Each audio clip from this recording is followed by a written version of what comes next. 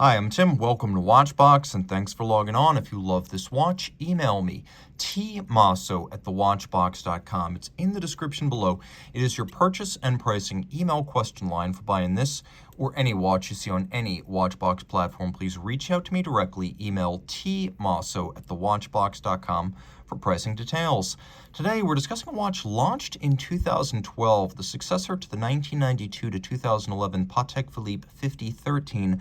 This is the 5213G. It came out in 2012, and it changed the shape of the watch from the original tonneau to a round case, and not just a round case, but an officer's watch case. More on that in a moment. First, the size. So the watch measures 40.6 millimeters in diameter, 12.7 millimeters thick, and from lug to lug, a rather reasonable 47.2 millimeters. The watch has a spacing of 20 millimeters between the lugs. All in white gold with a hunter case back. It has a satisfying heft and substance to it.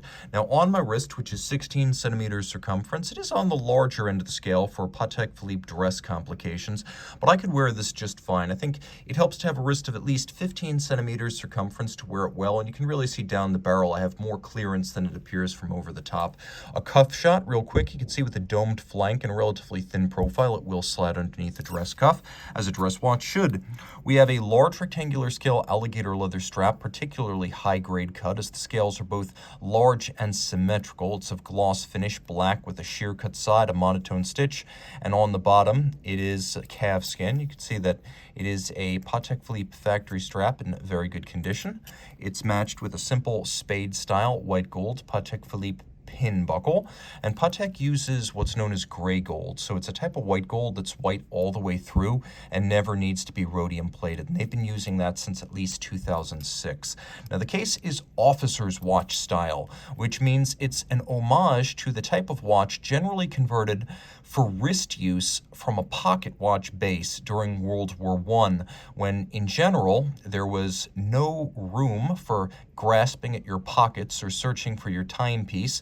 A lot of military uniforms had relatively tight buttoned pockets. It simply wasn't practical to constantly be reaching for your watch when you needed to handle a scope or a weapon. And so the officer's watch was created by welding lugs onto pocket watches and fitting straps.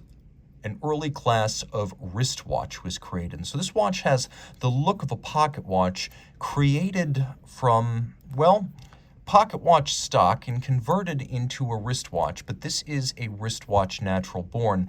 You could see that it uses welded lug technology here. Now, the originals in World War I would have been crudely welded, whereas this is artisanal, where the case and the lugs were made separately, and then the lugs were inserted in, welded on with evidence of the welded joint removed by hand to create these nice sharp breaks. Now, you could see how far Patek case making has come since the 1970s and the original acquisition of Atelier Réuni, a case maker of renown at the time. So you can see the Patek maker's mark on there. So they actually welded these lugs themselves. The strap is held on by screws and bars, as they would have been in the officer's watch era. No spring bars back then. You would have had bars either welded in and the strap sewn on, or fixed by screws. So if you wanted to swap a strap, you would have to use the screws to remove the strap. And that's how it is here. The screws are functional, and this is a more secure arrangement than spring bars, so it pays some dividends.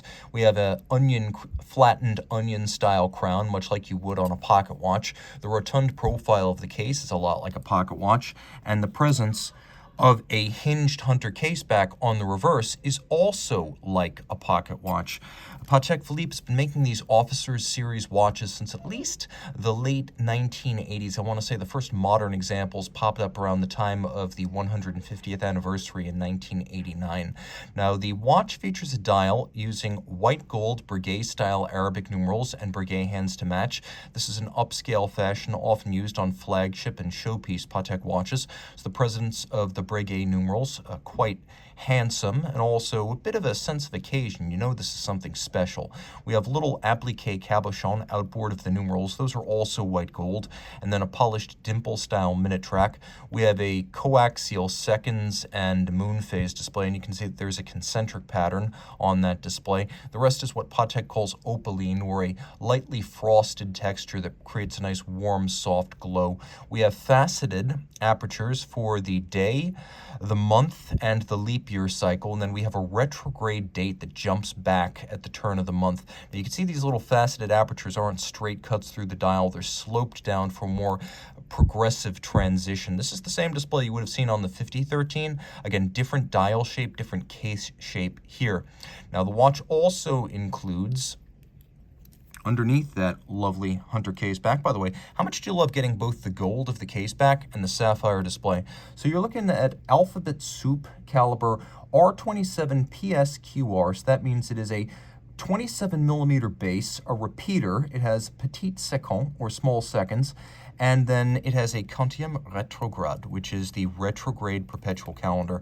So there is a guilloche or rose lathe cut Grand Orge on a 22-carat micro rotor that energizes a 48-hour power reserve. All of this pivots on 41 joules. It's adjusted in a chronometer style, 5 positions.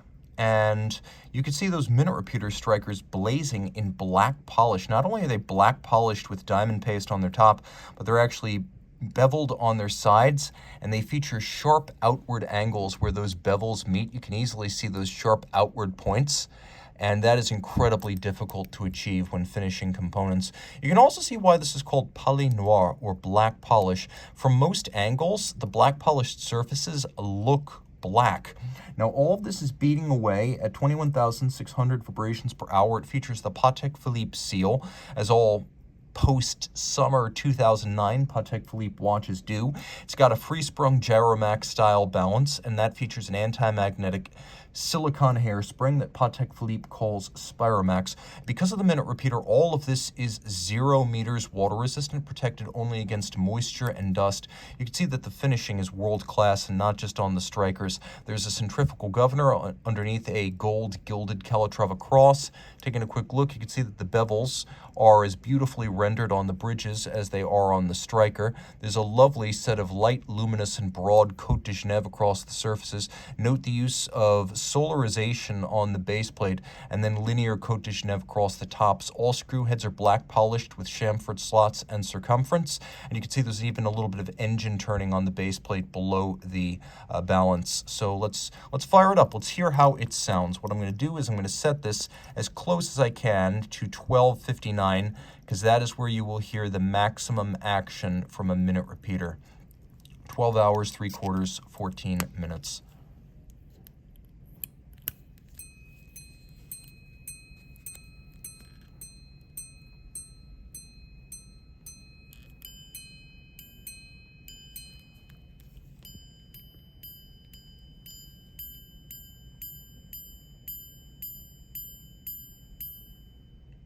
I'm going to do that again just because I want you to be able to see the action.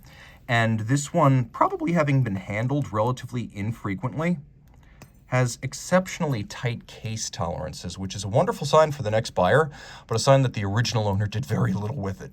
Okay.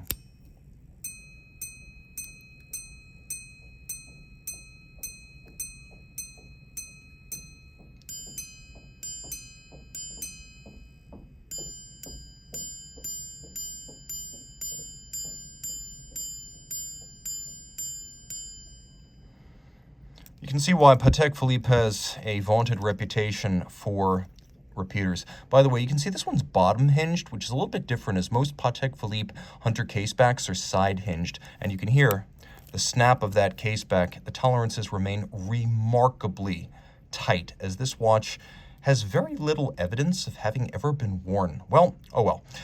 Bad for the first owner, great for you. Reach out to Team Mosso at thewatchbox.com for purchase and pricing details.